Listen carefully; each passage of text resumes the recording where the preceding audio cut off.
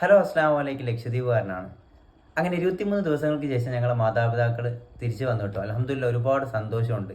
അവരില്ലാത്ത 23 ദിവസം സത്യത്തിൽ ഭയങ്കര ബുദ്ധിമുട്ടായിരുന്നു കേട്ടോ.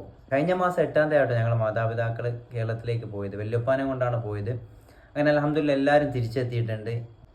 സത്യം പറഞ്ഞാൽ നമ്മളെ മാതാപിതാക്കൾ എന്നൊക്കെ പറയുന്നത് പഠിച്ചോ നമുക്ക് തന്ന വലിയൊരു അനുഗ്രഹം കേട്ടോ.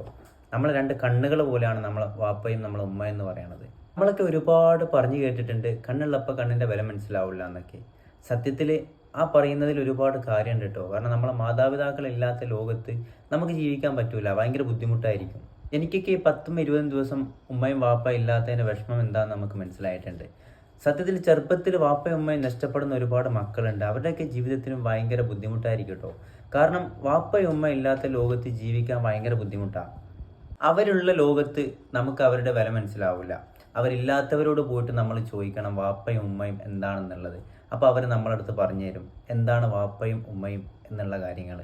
നമുക്ക് ഒരുപാട് ചിന്തിക്കാനുണ്ട് കേട്ടോ. നമ്മളെ മാതാപിതാക്കൾക്ക് വേണ്ടി ഒരുപാട് ദുആ ചെയ്യണം. ഉള്ളവർ നമ്മളെ മാതാപിതാക്കൾക്ക് വേണ്ടി ദുആ ചെയ്യണം. ഇല്ലാത്തവർക്ക് അല്ലാഹു ക്ഷമ നൽകട്ടെ എന്ന് നമുക്ക് പ്രാർത്ഥിക്കാം.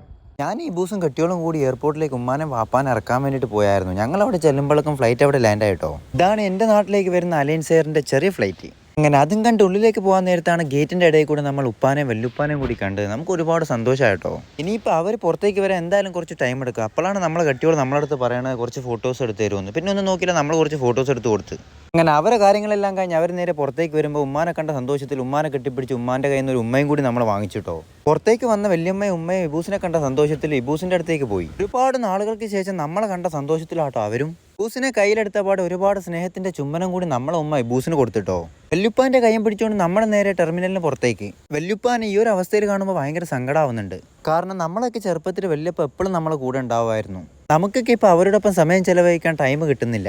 ഇവരൊക്കെ നമ്മളെ വളർത്തിക്കൊണ്ടുവന്ന ആ കാലഘട്ടം ഓർക്കുമ്പോൾ അതിലേക്ക് തിരിച്ചു പോകാൻ വല്ലാത്തൊരു മോഹം. എന്തായാലും ആ ഒരു ടൈം നമുക്ക് തിരിച്ചു കിട്ടൂലല്ലോ. നമുക്കൊക്കെ ഒരുപാട് കാര്യങ്ങൾ പഠിപ്പിച്ചു തന്നത്, നമ്മുടെയൊക്കെ കാര്യങ്ങൾക്ക് വേണ്ടി ഓടി നടന്നതൊക്കെ നമ്മുടെ വല്യപ്പമാരൊക്കെയാണ്. അവരുടെ തിരിച്ചു വരവിൽ നമ്മൾ ഹാപ്പിയായി. അപ്പോൾ ഇത്രയേ ഉള്ളൂ നമ്മളെ ഈ കൊച്ചു വീഡിയോ. ഇൻഷാ അല്ലാഹ് അടുത്തൊരു വീഡിയോ ആയിട്ട് എന്തായാലും ഞാൻ നിങ്ങളുടെ മുന്നിലേക്ക് വരും. അതുവരേക്കും ബൈ ബൈ.